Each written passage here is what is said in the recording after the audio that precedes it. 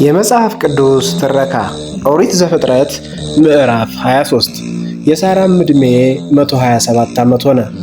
በቂርያት አርባቅም ሞተች። እርሷም በከነዓን ምድር ያለች ኬብሮን ናት። አብርሃምም ለሳራ ሊያሳዝንላትና ሊያለቅስላት ተነሳ። አብርሃምም ከሬሳው አጠገብ ተነሳ፣ ለኬጤ ልጆችም እንዲህ ሲል ተናገረ። እኔ በእናንተ ዘንድ ስደተኛና መጻተኛ ነኝ። በእናንተ ዘንድ የመቃብር ርስት ስጡኝ፣ ሬሳዬንም ከፊቴ ልቅበር። የኬጤ ልጆችም ለአብርሃም መለሱ አሉትም፣ ጌታ ሆይ ስማን፣ አንተ በእኛ መካከል ከእግዚአብሔር አለቃ ነህ። ከመቃብር ስፍራችን በመልካሙ ቦታ ሬሳህን ቅበር። ሬሳህን ትቀብር ዘንድ ከእኛ መቃብሩን የሚከለክልህ የለም። አብርሃም ተነሳ፣ ለምድሩ ሕዝብም ለኬጤ ልጆችም ሰገደ፣ እንዲህም አላቸው፣ ሬሳዬን ከፊቴ እንዲቀብር ከወደዳችሁስ ስሙኝ። ከሰዓር ልጅ ከኤፍሮንም ለምኑልኝ፣ በእርሻውም ዳር ያለችውን ድርብ ክፍል ያላትን ዋሻውን በሙሉ ዋጋ በመካከላችሁ ይስጠኝ፣ መቃብሩ የኔ ርስት እንዲሆን።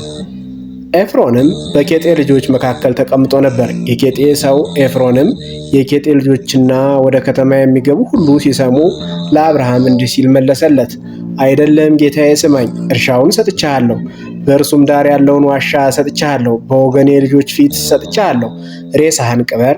አብርሃምም በአገሩ ሰዎች ፊት ሰገደ።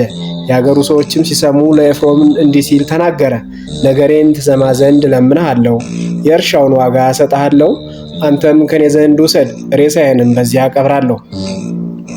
ኤፍሮንም ለአብርሃም እንዲህ ሲል መለሰለት፣ ጌታዬ ሆይ እኔን ስማኝ፣ የ400 ሰቅል ዋጋ ምድር በእኔና ባንተ መካከል ምንድር ነው? ሬሳህን ቅበር። አብርሃምም የኤፍሮንን ነገር ሰማ። አብርሃምም በኬጤ ልጆች ፊት የነገረውን 400 ሰቅል መዝኖ ለኤፍሮን ሰጠው። ብሩም ለመሸጫ ለመለወጫ የሚተላለፍ ነበር። በመምሬ ፊት ያለው ባለደረብ ክፍል የሆነው የኤፍሮን እርሻ ለአብርሃም ጸና። እርሻውም በእርሱም ያለው ዋሻው፣ በእርሻውም ውስጥ በዙሪያው ያለው እንጨት ሁሉ በኬጤ ልጆችና በከተማይቱ በር በሚገቡ ሁሉ ፊት ለአብርሃም ርስቱ ሆነ። ከዚህም በኋላ ኬብሮን በምትባል በመምሬ ፊት በከነዓን ምድር ባለው እርሻ ባለድርብ ክፍል በሆነው ዋሻ ውስጥ አብርሃም ሚስቱን ሳራን ቀበረ። እርሻውንና በእርሱ ያለውን ዋሻውን በኬጤ ልጆች ዘንድ ለአብርሃም የመቃብር ርስት ሆኖ ጸና። የዛሬው ምዕራፍ በዚህ ተፈጽሟል። በቀጣይ ምዕራፍ እስከምንገናኝ ቸር ሰንብቱ።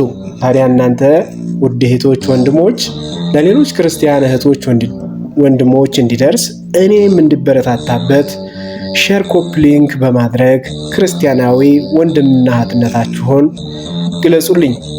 መልካም ጊዜ።